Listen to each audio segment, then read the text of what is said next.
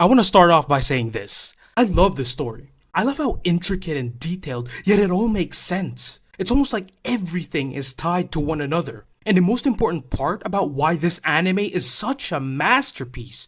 I'm trolling. Fuck Suzaku, fuck Nina, fuck Ashford Academy, fuck the Imperial family, Charles can suck old dick, and most of all, fuck all of Britannia. All hail to Lelouch, all hail to CC, all hail to the Black Knights, and all hail to the sovereignty of Japan. Oh, alright. I finally got that out of my chest. Look. If I could describe this whole anime in a few words, I'd say it's an absolute tug-of-war of a story. One second I'm rooting for Lelouch and the rebels, the next I'm calling him a fraud. Like bro, this anime took so much out of me.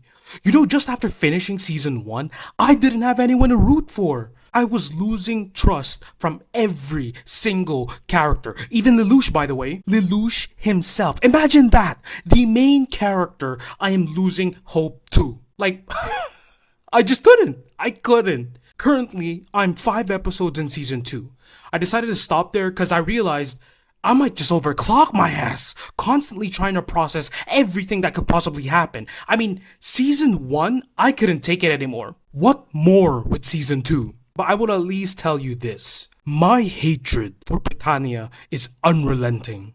I have no desire nor wishes than the destruction of that foul nation. Particularly that fucking lapdog of a scum, Suzaku. You do not know how much I despise that person. I don't care if he's well written, conflicted, or he's been through a lot. I don't give a fuck.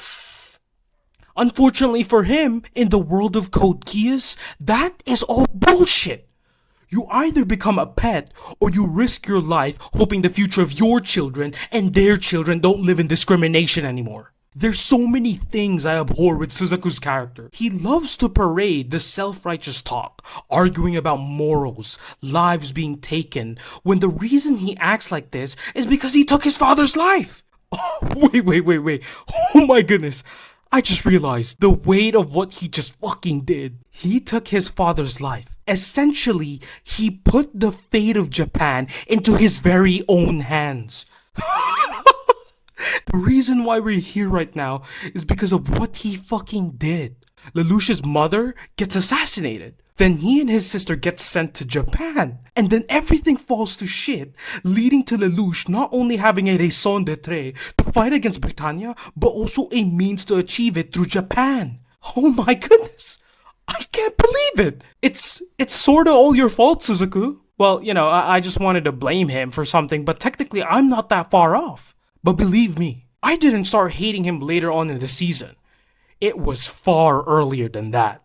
Matter of fact, there was also another individual involved that my hatred extends by a bit. Remember the moment Suzaku turned down the offer given by Zero? Because his naivety believes he can change a whole nation from the inside, so that instead of hatred and anger for the Japanese, they'll treat them as equals so that they can frolic in the grass and blow bubbles.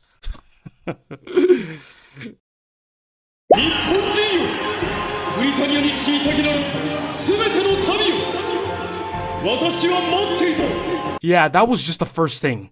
The second one was what pissed me off to the roof. You see, I expected him to actually do it. Do something. Even if it's something small. Make a change. Help Britannians realize that the Japanese are people too. Guess what?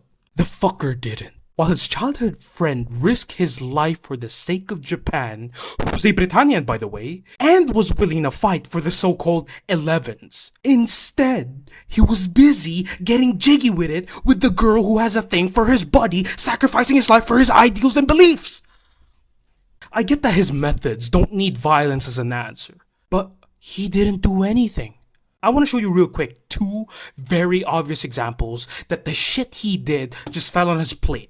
Almost like it was convenient. Firstly, there was an incident wherein Lelouch's helmet was stolen by a cat, and in the process, he almost fell from a building, only to be saved by Suzaku. But how did the people see it? Oh my gosh, an 11 just saved a Britannian. Can I have your babies, please? At least Nina was racist and didn't care whether he saved Lelouch or not. Wait, that's not good. Moving on to the second example. Another incident involving Suzaku, who was so close to being assigned to the execution of Todo. He ends up fighting the Black Knights, who busted in to save the rebels and encircled Lancelot while all of this was being broadcasted on TV, which ends up being seen by many Britannians and Euphemia herself, who later on chooses Suzaku to be her personal knight, which if I'm not mistaken is a rare thing to occur, so many saw it as a change. He became a symbol for every Japanese person who wanted to be a lapdog for Britannia. I'll end off Suzaku's arc with this. If you're not made for that life, don't you take it. Let's just move on from that, okay? This time, I want to go crazy on the star of the show. Lelouch Lamperouge. Not using his real name because, fuck Britannia. But I genuinely love him. And Nunnaly too. Actually, make that 3. Cece as well. I love all 3 of them. I think they're the only ones I am willing to go far for. Lelouch though is a bit of a mixed bag. And you can understand my reasoning if you've watched the anime. This teenager is out there in the battlefield, leading soldiers and mechs into victory or death. He holds not only so much power, but also the lives and weight of the people he leads. But that's why he's a teenager. Someone who is bound to make mistakes. No matter how smart or how hard they try, things won't always go smoothly. I think for a moment, my fraud senses were tingling.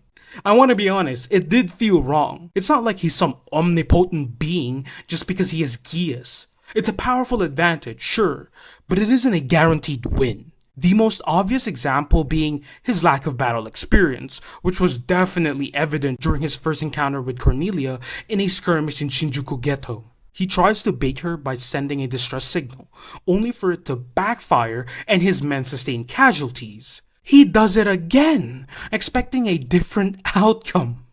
Of course, Cornelia is an experienced soldier, so she commands her forces to counter-encircle them, and it ends up badly for Lelouch. But I won't hold it against him. This doesn't affect his overall GOAT status. Yet. It is definitely clear how much of a complete leader Lelouch is. He is charismatic, intelligent, powerful, adaptable, tall, handsome, beautiful dark hair, mesmerizing blue eyes, and his voice. やはりな、同じ人間には一度しか聞かないってわけか。Whoa, chill, what the fuck? Ignore whatever that was. What I meant to say was, do you see this dude?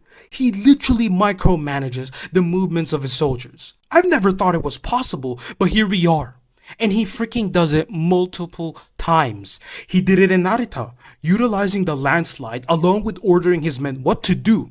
And the other one during the Black Rebellion, which unfortunately they got railed in the bomb and it failed horrendously. But again, we see at times how effective his control and orchestration is, the way he executed in the battlefield.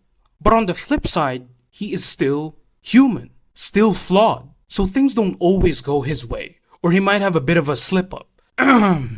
Maybe a bit more than a slip up. Look, I don't want to fucking talk about the infamous episode 22, okay? That whole thing boils the living hell out of my blood. I can't take it.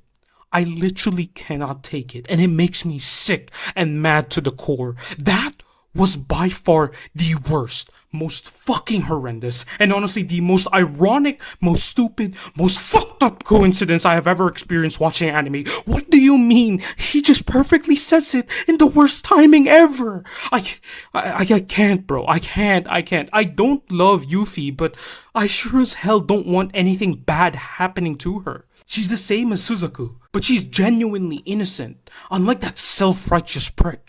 And my goodness, Lelouch, why the fuck did we not account for this? Why? We saw it happen to Mao, but we didn't learn from it. I fervently believe that at this point, this was a moment of no return for Lelouch. And to be quite frank, for me as well. I feel as though I am partly responsible for Lelouch's indirect war crime. The only thing left at this point was resolve. Lelouch needed resolve. I needed resolve. I needed something to hold on to, even someone we can have by our side. I felt that Nunnaly wasn't enough for a reason. If things turned for the worst, another accident could happen with Lelouch and his Geass.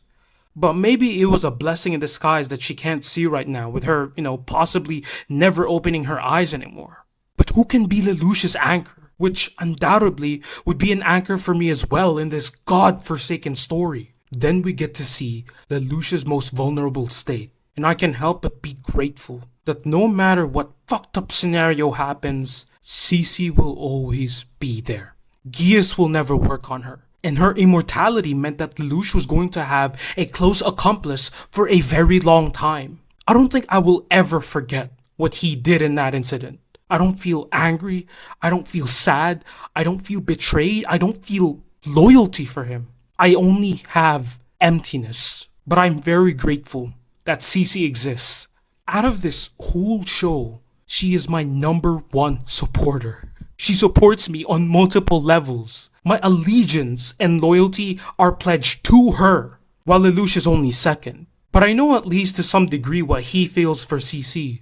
So he better not do anything that would cause her harm, okay? After that fuck up, I do not know how long he can get that trust back. At least in season 2, there was a bit more hope. We are back again at square zero, no pun intended, but I'm freaking glad we have Rolo. Yeah, I know he's a fake bastard, and Nunnaly of course is the main and only priority.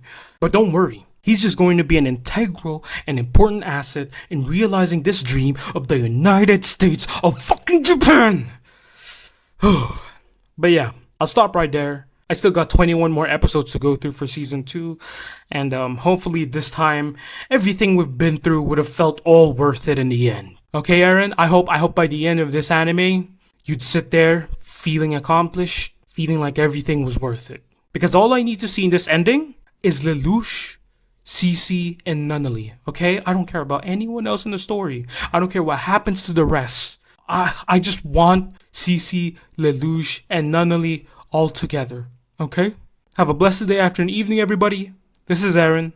I'll see you in the next video. Sayonara.